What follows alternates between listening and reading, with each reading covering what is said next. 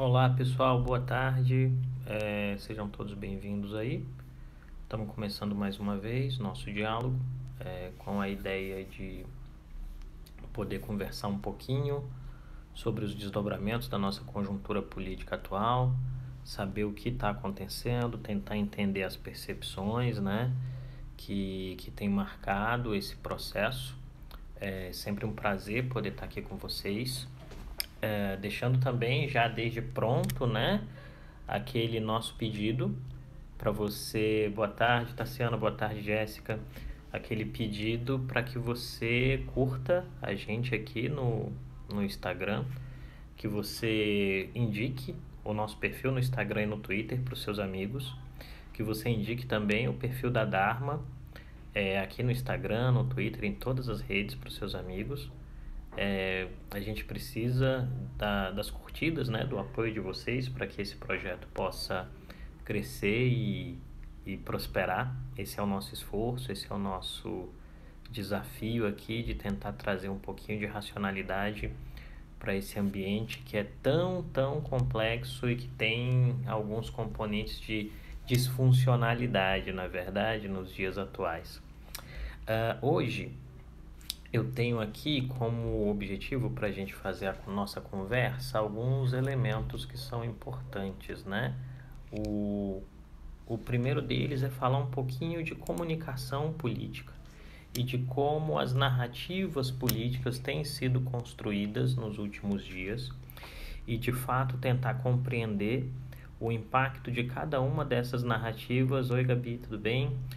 O impacto de cada uma dessas narrativas nos embates que a gente tem observado, né?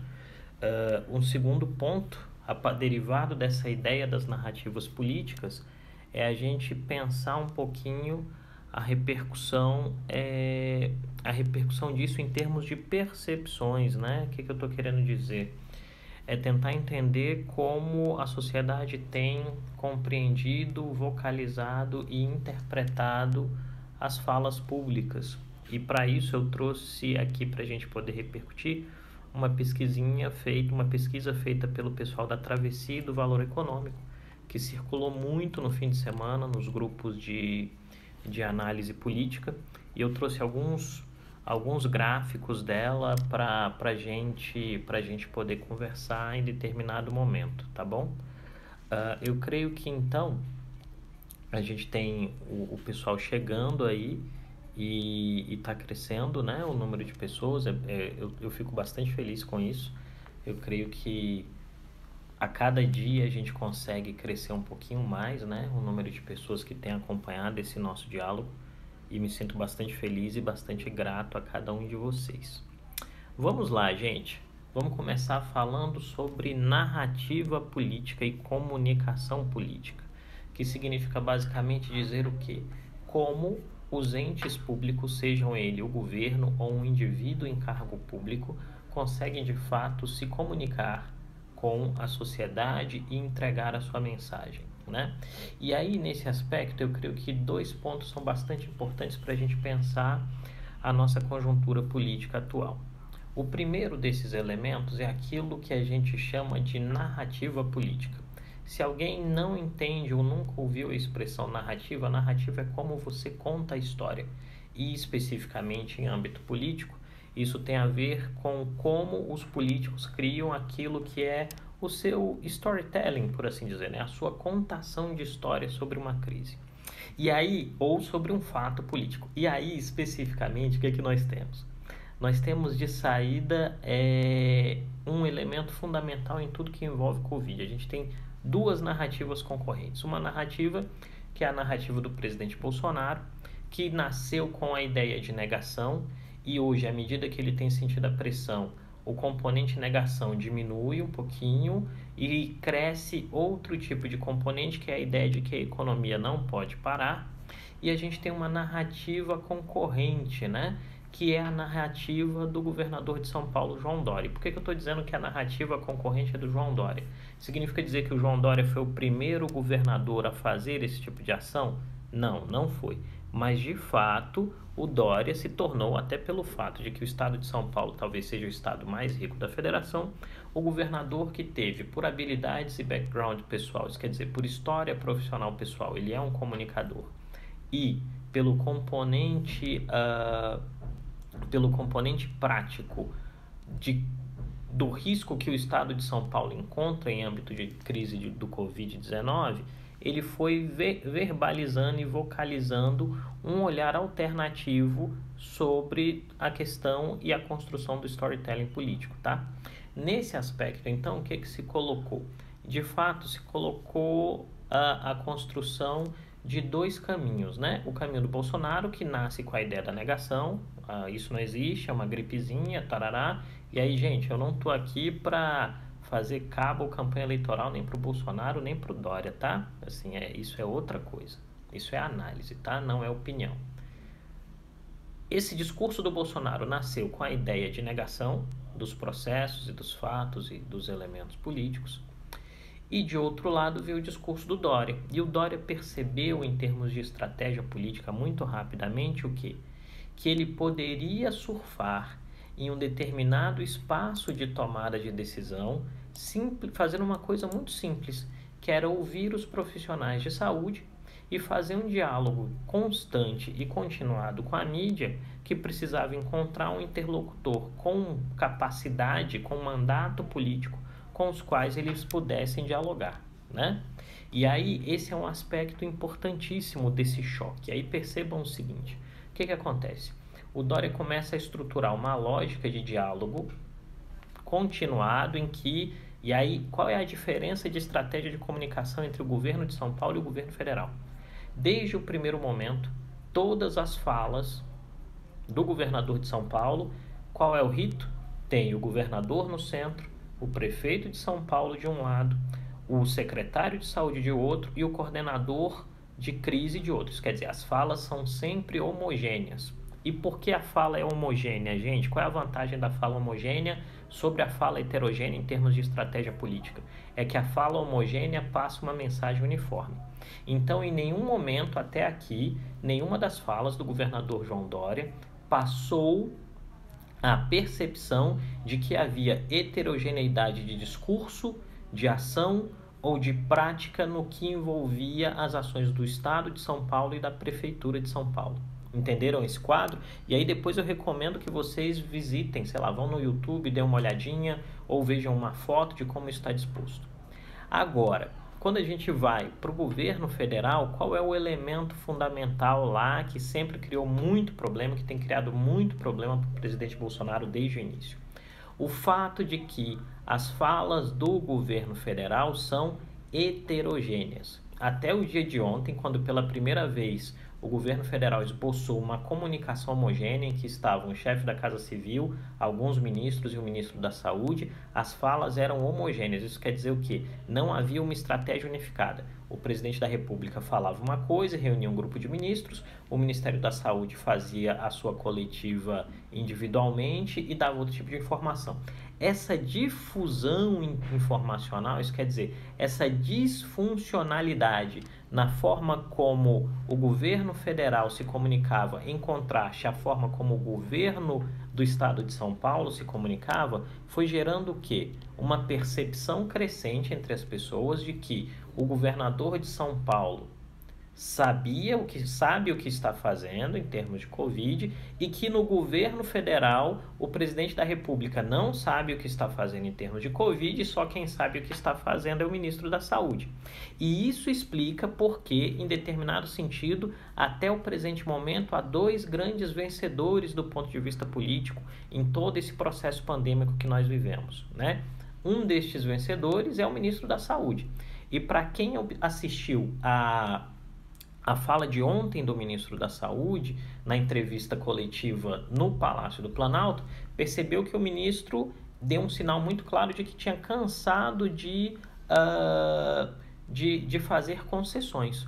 O ministro foi muito direto, ele foi muito técnico, ele reforçou a ideia do isolamento, ele disse de maneira muito clara, quando perguntaram ao chefe da Casa Civil se havia existido algum tipo de comentário acerca da possibilidade de sua demissão, O chefe da Casa Civil diz que, de momento, não há essa conversa. Importante frisar o de momento. É um pedacinho da frase que a mídia não viu, né? E o ministro da Saúde tomou o microfone depois e disse o quê? Olha, quando se fala esse tipo de coisa em política é porque existe. E seguiu, reforçou o elemento técnico e fez um ponto bastante interessante. Você que está acompanhando essas nossas conversas todos os dias, né, de segunda a sexta, lembra que na semana passada a gente havia dito, e repetiu isso ontem de novo, na hora do almoço, de que o ministro da Saúde estava fazendo pequenas concessões para tentar compor a sua fala com a fala do presidente da República. E uma dessas concessões que talvez tenha sido mais desconcertante para a biografia do ministro foi quando, na sexta-feira passada, ele convidou as pessoas a não assistirem jornal e falou mal da mídia, né? Ele disse que a mídia era tóxica, essa foi a expressão que ele usou. E aí o que aconteceu ontem, né? Ontem o ministro da Saúde foi a público e disse, olha, eu assisti o Jornal Nacional e o Manhattan Connection, fez citação a 2 programas da Rede Globo. Vamos lembrar que há uma confrontação entre o governo Bolsonaro e a Rede Globo como ideia e como veículo de comunicação. Ele pegou e disse, olha, eu assisti no Jornal Nacional e no Manhattan Connection, e que deu uma repercussão muito negativa à minha fala, de que eu disse que a imprensa era tóxica. E aí eu quero dizer uma coisa, me desculpe, eu errei. E quando a gente erra, a gente pede desculpas. Isso foi simbólico de que Mandetta é um dos grandes vencedores comunicacionais em termos de mídia até o presente momento, em termos de narrativa política até o presente momento. Qual é o outro grande vencedor? João Dória. E aí repare, João Dória não foi o primeiro governador, por exemplo, a fazer medidas restritivas e de isolamento. O primeiro governador foi Ibanez Rocha no Distrito Federal. Só que Ibanez Rocha não tem as habilidades comunicacionais de João Dória. E à medida que João Dória viu a janela de oportunidade em termos de comunicação, a necessidade de confinamento em termos de políticas públicas, ele passou a fazer o quê? A advogar em favor desse tipo de ação. E, em termos distintos, esse é o segundo elemento importante aí, percebeu também que ele podia tornar-se uma opção moderada de anti-bolsonarismo. E aí, para quem acompanhou as nossas conversas, as nossas lives, elas estão aqui, ou estão no YouTube também, né? A de ontem não subiu no YouTube, eu não sei por que ainda, tá? Não aconteceu algum probleminha, talvez com a internet aqui em casa. Peço desculpas. Quem está acompanhando as nossas falas aqui ao vivo no Instagram ou depois no YouTube, tem visto que na semana passada houve um grande entreveiro entre João Dória e o presidente Bolsonaro durante uma videoconferência, em que o governador de São Paulo instou o presidente a ser presidente. E, de outro lado, o presidente da República disse que o João Dória tinha que guardar o seu discurso para as eleições de 2022. Então, esse panorama faz com que a gente tenha esses dois grandes vencedores. Por quê? Porque eles entenderam as aflições das pessoas e, a partir da compreensão destas aflições, eles, de fato, começaram a atuar para dar resposta a essas aflições. Quem é o grande perdedor em termos de comunicação política até aqui? O grande perdedor em termos de comunicação política até aqui, e isso pode ser mudado em algum momento. Fiz um fio no Twitter agorinha sobre isso, né? Sobre os dilemas e desafios narrativos do Bolsonaro em meio a essa crise. Dá uma olhadinha lá no Twitter, Creomar de Souza. É Bolsonaro.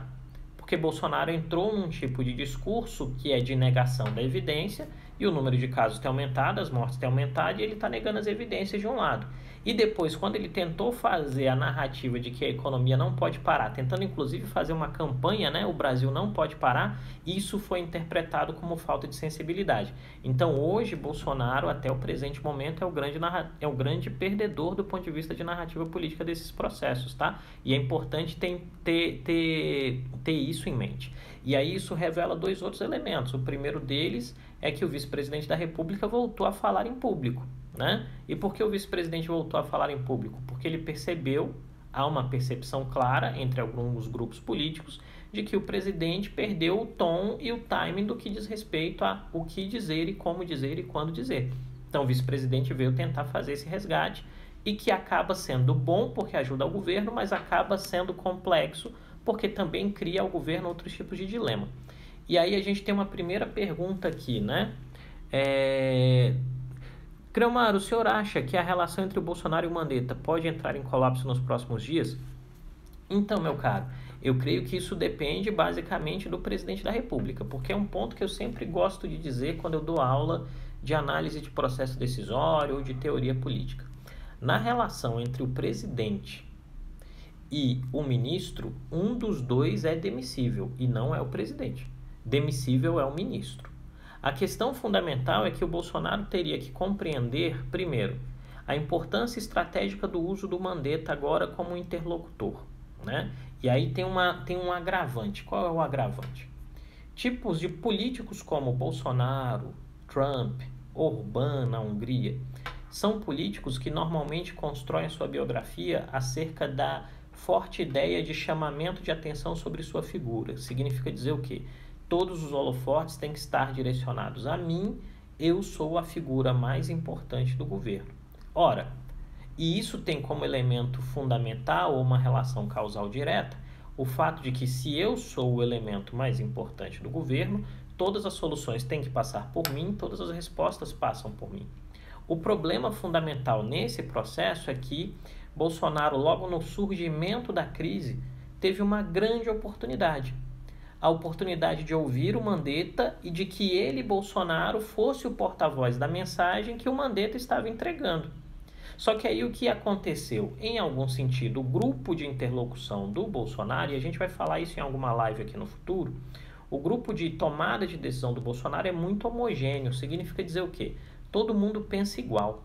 E o problema de você ter um grupo de tomada de decisão onde todo mundo pensa igual é que você nunca tem respostas diferentes para as perguntas feitas. Isso quer dizer, eu faço a pergunta e a resposta que vai vir de alguém é a resposta que eu mesmo gostaria de ter. Entende? Esse é um grande problema. E aí o que acontece de fato é, na conjunção desse jeito de tomar decisões que é muito homogêneo, né? Quem são os principais conselheiros de Bolsonaro? Os filhos do Bolsonaro, que provavelmente pensam muito próximo a ele, o Ernesto, das Relações Exteriores, Felipe Martins, que é o assessor de assuntos internacionais, e o general Heleno. Todo mundo pensa igual. Se todo mundo pensa igual, as respostas são sempre iguais. E aí o que temos? Quando a crise começa a crescer, né? A mensagem do Mandetta que se torna, olha gente, vamos ouvir a OMS, vamos ouvir a Organização Mundial de Saúde, vamos ouvir quem é técnico, vamos prestar atenção nesses elementos. A mensagem do Mandetta poderia ter sido verbalizada pelo presidente Bolsonaro, mas o presidente Bolsonaro preferiu fazer o quê? Aquilo que ele sempre fez em termos de biografia política, né? E aí é importante não desprezar o componente histórico em qualquer tipo de análise, gente. Não se faz análise política desconhecendo história política do ente que você está analisando. E aí, nesta caminhada, o que aconteceu? De fato, o presidente agiu como sempre agiu. E como o presidente sempre agiu? Confronto, embate, negação. Porque aí é um ponto importante. Políticos como Bolsonaro, Trump, Orbán, Boris Johnson, Salvini na Itália, são políticos que se construíram na onda da não política via redes sociais. Isso quer dizer, eu vou votar em alguém que não é político para fazer política, por mais paradoxal que essa ideia seja, e ao votar em alguém que não é político para fazer política, eu vou reinventar a política. E esses caras ganharam destaque, ganharam poder fazendo isso. Qual o problema concreto? É que toda e qualquer narrativa política, gente, tem um desafio que é intransponível, que é a realidade. Significa dizer o quê? Eu posso falar para vocês aqui, e aí eu vou aproveitar uma fala do Átila ontem no Roda Viva, tá? Eu posso falar para vocês aqui que vacinar faz mal, né? Só que eu não vou ver o efeito disso. O Átila explicou isso ontem lá no Roda Viva, assiste depois, né? Eu posso dizer que o efeito estufa não existe, mas eu não vou viver para ver isso, né? Daqui 30, 40, 50 anos, 100 talvez. O problema é que uma crise como a do Covid-19 põe em xeque a estrutura mental que esse pessoal construiu, que é a ideia de negar evidências e negar a ciência. Por quê? Porque o tempo de contágio e de crise é muito rápido. Você chama o Covid-19 de gripezinha aqui no início de março, 2 semanas depois tem caminhão do exército carregando o corpo na tua cidade. Como é que você vai explicar isso para os eleitores? Esse dilema, esse desafio foi o que fez, por exemplo, com que o Trump, apesar de que vez por outra dá umas escorregadas, porque a pessoa não muda integralmente a sua natureza, mas fez com que o Trump, por exemplo, entendesse que ele precisava fugir da lógica discursiva de negar as evidências científicas e passar a dizer, olha, eu tenho que resolver o problema, né? À medida que o Trump fez isso, e aí se você for comparar as medições de preferência de votos entre Trump e Joe Biden, o Trump ontem começou a encostar no Joe Biden, está 45-42, e no início da crise estava 46-39 para o Biden, né? Então, o que acontece? Você precisa ter o feeling e entender que a onda política mudou. Isso é fundamental em termos de comunicação política. E o Bolsonaro não conseguiu ter esse feeling, ao contrário. Me parece que o presidente Bolsonaro vai até o fim na narrativa de que o importante é que a economia não pare.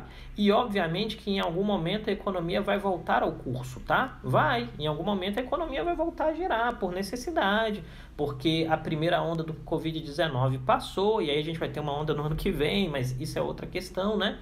Em algum momento vai. E aí todas as fichas do presidente estão sendo jogadas no fato de que ele consegue sobreviver a esse estresse de uma narrativa mal escolhida agora, e quando a pandemia passar, ele faz, para finalizar sua pergunta, ele faz a limpa, né? Ele vai jogar o ônus da recessão econômica no colo dos governadores, possivelmente ele pode demitir o Mandetta e colocar um ministro mais alinhado ao discurso dele, e vai virar para a sociedade e dizer, olha, quando eu disse que a economia não podia parar, era por causa disso aqui, era por causa da recessão. Então, esse é um ponto importante de todo o embate político e narrativo que a gente está vendo nesse momento. O fato de que cada político tentou encontrar um espaço de ação e interlocução e, a partir dele, construir uma estratégia de sobrevivência. Qual o dilema disso em termos práticos, né? É que as escolhas políticas daí derivadas podem resultar em mortes e podem resultar em colapso dos sistemas públicos de saúde. E, nesse aspecto, alguém vai ter que pagar a conta. E nessa percepção de conta e nessa percepção daquilo que vem, a gente pode falar também das percepções das pessoas acerca do que é o coronavírus. E aí eu já passo aqui para responder uma pergunta, mas eu tenho um primeiro gráfico da pesquisa, se as pessoas já ouviram falar de coronavírus.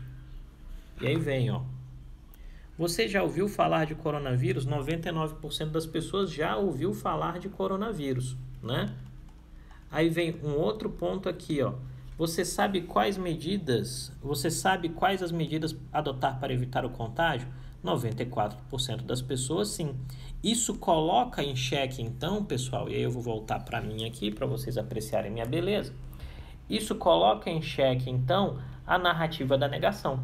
Porque a narrativa da negação tem como elemento fundamental o fato de que aquilo que você nega não tem uma evidência de curto prazo para colocar você contra a parede. E no caso do Covid, o discurso da negação não funciona porque a evidência que contesta a negação narrativa vem no curtíssimo prazo. Então, esse é o desafio, né? E aí vamos mais uma pergunta aqui, pergunta do Atanã. Falando em economia, o FMI se posicionou dizendo que quanto mais rápido forem as respostas ao Covid, mais rápido será a recuperação econômica. Exatamente. E aí vem um ponto. É preciso criar estratégias, e nisso eu acho que os Estados Unidos têm dado o caminho, o direcionamento. Você precisa criar estratégias para reativar a economia. O pacote de 2 trilhões lá vai fazer isso na hora que as pessoas puderem voltar para a rua, né? Talvez até um pouco antes. Aqui ainda a gente padece dessa dificuldade de articulação do governo.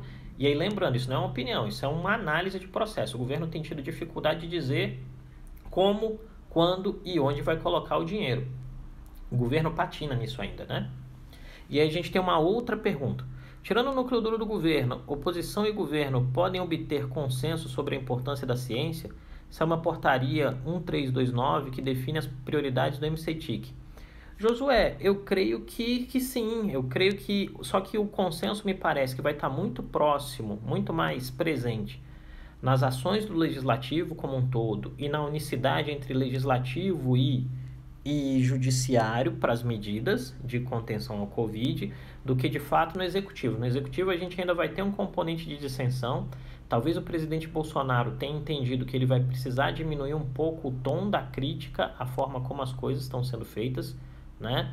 E criar um novo tipo de estratégia narrativa. Hoje de manhã o presidente já disse que a OMS tinha cedido a posição dele. Isso não é realidade. O que a OMS disse é que os governos têm que entender que há países onde a malha de proteção social não é grande e os governos não terão capacidade de construir malhas de proteção social para cuidar das pessoas. E aí, nesses casos, os governos são orientados a tentar encontrar alternativas para que as pessoas possam continuar trabalhando, né? Que não, teoricamente, não é o caso do Brasil. O Brasil tem uma malha de proteção social que pode resolver questões importantes aí, né? A questão é, o governo vai ter que fazer algo, tá? E aí tem duas coisas importantes. A primeira é que provavelmente o Congresso vai votar uma redução do salário dos servidores públicos. Eu acho que da forma como vai ser feito não é a melhor forma, porque isso devia passar nas comissões e parece que vai direto para plenário. Fiquem atentos. Se você for servidor público, fica atento nisso. E o segundo ponto importante que para mim destaca, realça um certo isolamento do presidente nesse momento, é que pela primeira vez ontem o ministro do STF, Marco Aurélio Mello, deu um encaminhamento a uma solicitação de afastamento do presidente da República feita por um deputado federal, né, o deputado Reginaldo Lopes, do PT de Minas Gerais.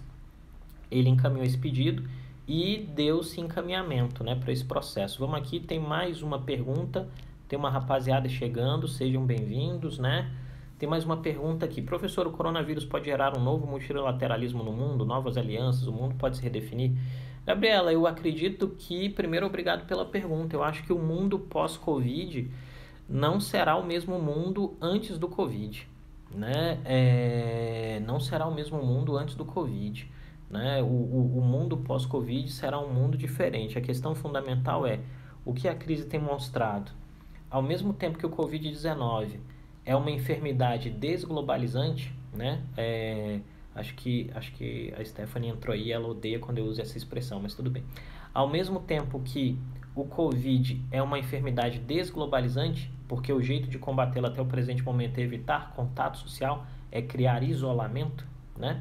De outro lado, a resposta não é unilateral. Significa dizer o quê? Todo mundo hoje, todos nós, os Estados Unidos, a Itália, o Brasil, a Espanha, a Alemanha, todo mundo precisa da expertise chinesa nos processos de contenção e tratamento ao Covid-19. Todo mundo precisa.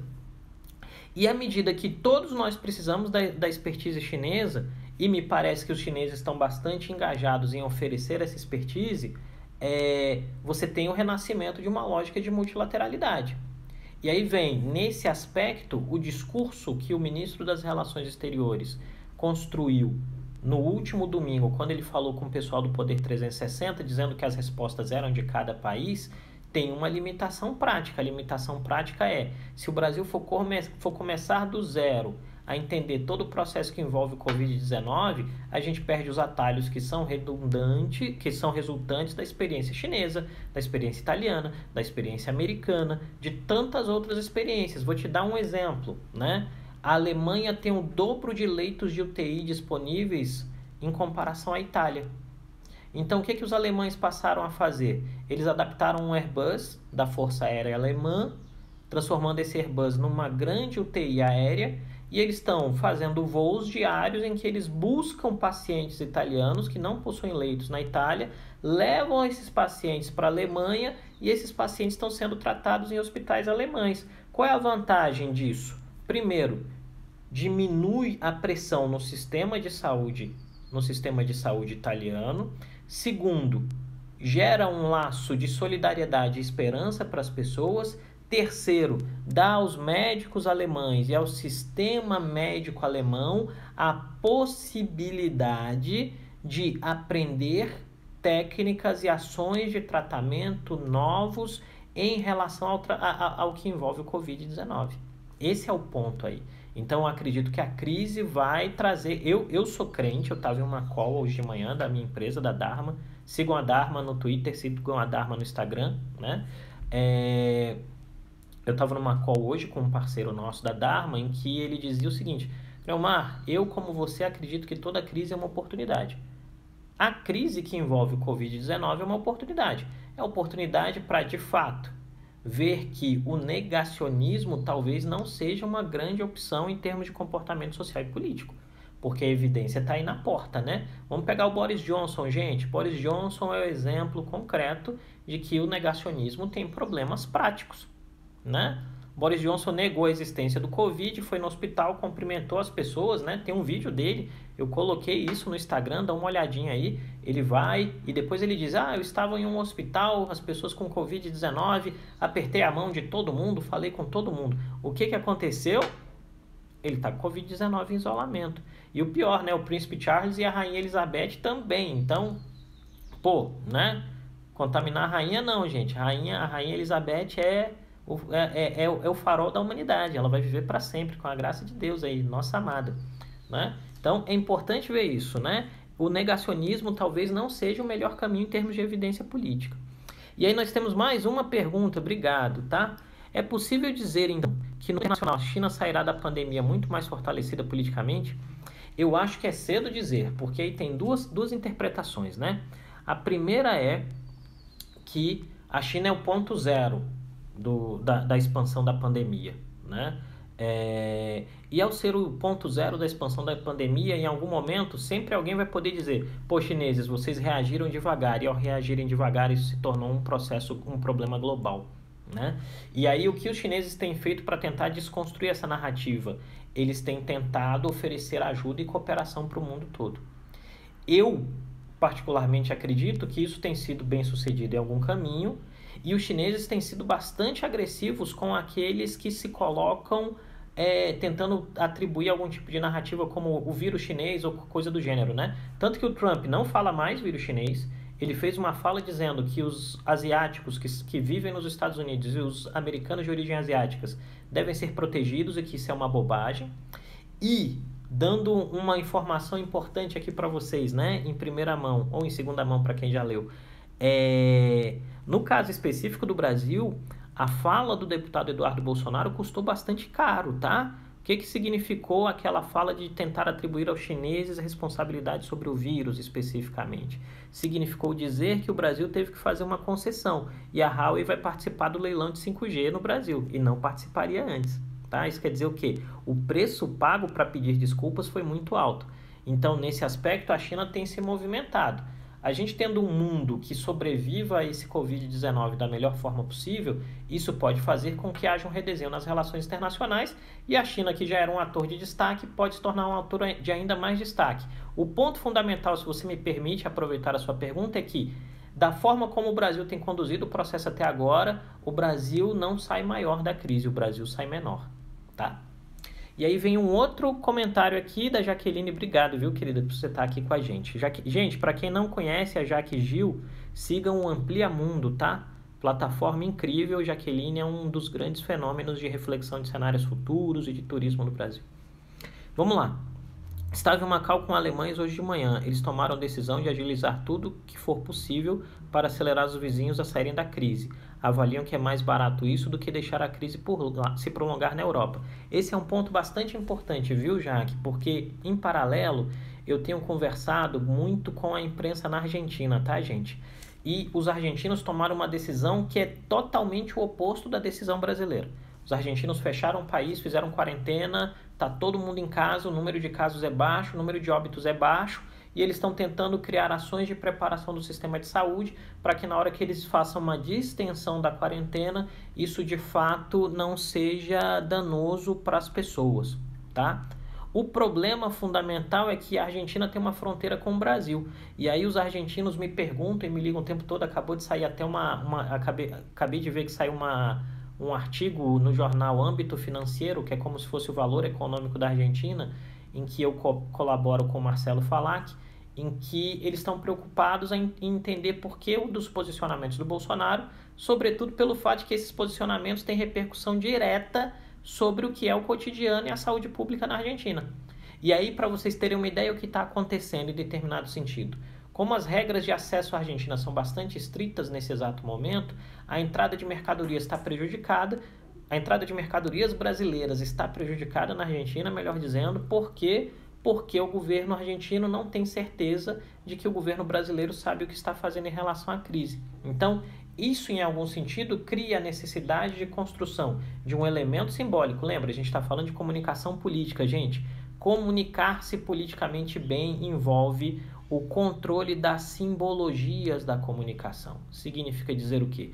Você deve saber fazer, você não deve apenas saber o que fazer, você deve também saber mostrar às pessoas que elas podem ter a tranquilidade de que você está tomando as melhores decisões possíveis.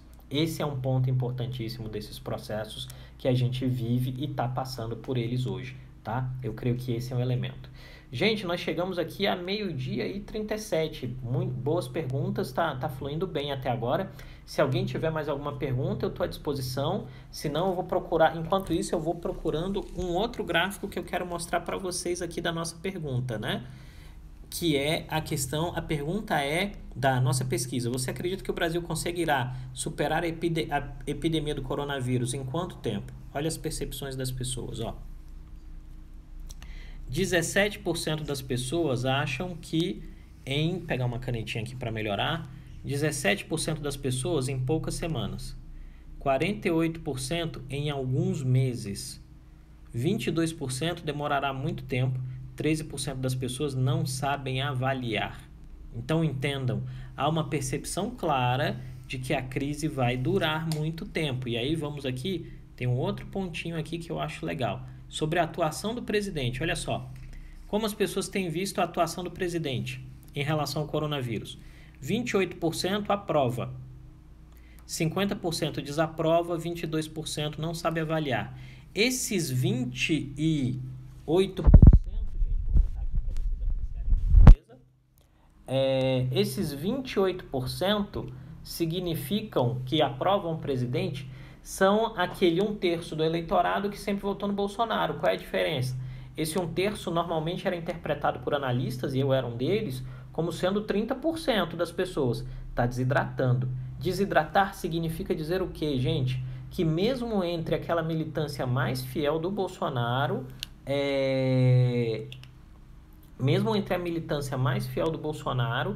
há perda de fé na capacidade do presidente de lidar com a situação. E aí entendo. Opinião pública é igual nuvem, tá, gente? Você olha, tá lá, você abaixa a cabeça, você olha de novo, não tá lá. A reversão, é possível construir uma reversão disto? Leva tempo? Leva. Exige trabalho? Exige. Exige reinvenção do presidente em termos da forma como ele tem se comunicado? Exige. O presidente está pronto para isso? Eu não sei, porque eu não estou no núcleo de tomada de decisão do presidente. Agora, fundamentalmente, algo deve ser feito se o presidente quer preservar sua popularidade. A gente tem uma pergunta aqui do Bruno Paixão. Obrigado, Bruno. Acha que podem caçar o filho Eduardo para dar uma resposta ao presidente? Bruno, não sei ainda, tá? O que nós temos visto são dois movimentos que a gente tem acompanhado via Dharma. O primeiro é o movimento de que algumas decisões, talvez pela primeira vez na história do Brasil, ou em uma situação muitíssimo rara na história do Brasil, decisões têm sido feitas em caráter de unanimidade, né? Por exemplo, a aprovação do pacote emergencial para atender as pessoas na Câmara foi feita por unanimidade. Isso é um marcador. Ontem, todos os líderes do Senado, todos, inclusive os líderes que envolvem blocos governamentais, assinaram uma petição dizendo que as pessoas devem ficar em casa. Isso é um elemento de desagravo importante. Agora, o ponto fundamental aí é saber se os filhos do Bolsonaro, o Eduardo Bolsonaro em específico, seguir com algum tipo de narrativa mais agressiva, e ele tem tentado, e de confrontação, ele pode sofrer algum tipo de abalo, né? Inclusive, se eu não me engano, na segunda-feira, ele tentou um ataque ao Rodrigo Maia, e o Rodrigo Maia respondeu muito diretamente, dizendo, olha, dá para ter seguidores sem ter robôs. Depois dá uma olhadinha lá, o papo tá na primeira página do Twitter do Rodrigo Maia, tá? E aqui a gente tem uma outra pergunta. Recentemente a Hungria, com o governo aliado ao governo brasileiro, teve seu parlamento fechado. Como isso é refletido aqui no Brasil? Então, meu velho, eu creio que tem algumas diferenças, né? A primeira diferença é que o Orbán, ao longo dos últimos anos, tem feito um processo gradual de esvaziamento do parlamento, e ele foi conseguindo maiorias consistentes e resultou ontem na, adoção de poderes especiais para ele e no fechamento do parlamento. Qual a diferença fundamental em termos de Brasil? O Brasil é muito fracionado do ponto de vista partidário, né? Assim, a gente tem mais de 20 partidos com representação no Congresso. E, para nossa vantagem, uma questão muitíssimo importante que as pessoas não dão a devida importância. O Parlamento brasileiro, a Câmara e o Senado no Brasil são pioneiros no mundo na adoção do trabalho remoto. E esse simples fato, meu velho, da Câmara e do Senado passarem a votar remotamente fez total diferença no baralho político. Porque o parlamento não encerrou suas atividades, ao contrário, os caras estão trabalhando via WhatsApp, estão votando. Para você ter uma ideia, a ALERJ, a Assembleia Legislativa do Estado do Rio de Janeiro, os caras votaram como? Os caras abriram uma janela do Zoom, vincularam o Zoom ao WhatsApp, deliberaram pelo WhatsApp e votaram no Zoom. Isso é importantíssimo. Isso quer dizer o quê? O parlamento aberto é um elemento de normalidade fundamental e piora para o presidente, em termos de cenário político, a sua conjuntura, que era de construção de um cenário de confrontação. Porque Bolsonaro poderia construir uma narrativa de confrontação se o parlamento tivesse parado de funcionar. Ele podia dizer, só eu estou aqui trabalhando. À medida que o parlamento está funcionando, essa narrativa está esvaziada, né? Eu creio que isso alimenta talvez aqueles 28% que acham que o Bolsonaro sabe o que está fazendo e que aprova as medidas do Bolsonaro em relação à crise, mas ainda não tem capacidade de repercussão porque o presidente nesse exato momento está isolado, né? Uma pergunta aí do Google, alguma possibilidade de aprovação de um imposto sobre grandes fortunas? Meu velho, a gente vai precisar observar os encaminhamentos dos próximos dias e das próximas sessões, tá? O que a gente tem observado é que é uma tendência clara, como o Bruno Paixão até me deu a estatística ali dos 20%, há uma tendência clara de que o Congresso vote um corte nos salários dos servidores públicos. A tendência é que esse corte se prolongue até 2024, tá? Há uma tendência de que isso seja feito, de que isso seja aprovado, e que isso vá até 2024. O imposto sobre grandes fortunas me parece que não surgiu ainda com a mesma força dentro dos debates legislativos e não parece ter surgido também como dentro de um propósito ou de uma força no que vem das medidas que teoricamente o Paulo Guedes vai mandar para o Congresso no decorrer dessa semana ou da próxima semana. Mas é uma discussão que surge vez por outra, né? O que eu acho importante aí, se você me permite aproveitar o gancho da sua excelente pergunta, é que essa crise pode trazer para nós... Opa, mudei um pouquinho aqui. Essa crise pode trazer para nós a possibilidade de pensar o que o Brasil será no pós-Covid-19, né? E talvez esse seja o grande desafio. E eu falei disso na live ontem, né? Se a gente pegar o futebol como medida de comparação, o 7-1 para a Alemanha não fez o futebol brasileiro melhorar em nada. Muito ao contrário, a gente não evoluiu, né? Com alguma exceção ou outra de atores isolados, clubes de futebol, mas o futebol como estrutura não evoluiu. O que a gente precisa saber é se a crise do Covid-19 vai fazer com que essa sociedade se melhore e evolua em termos de reflexão daquilo que ela quer dela mesma.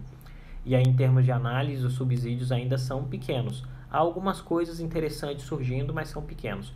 Eu creio que o fato do Congresso estar trabalhando remotamente é uma questão fundamentalmente importante, mas ainda há outros desafios a serem construídos nessa caminhada, né?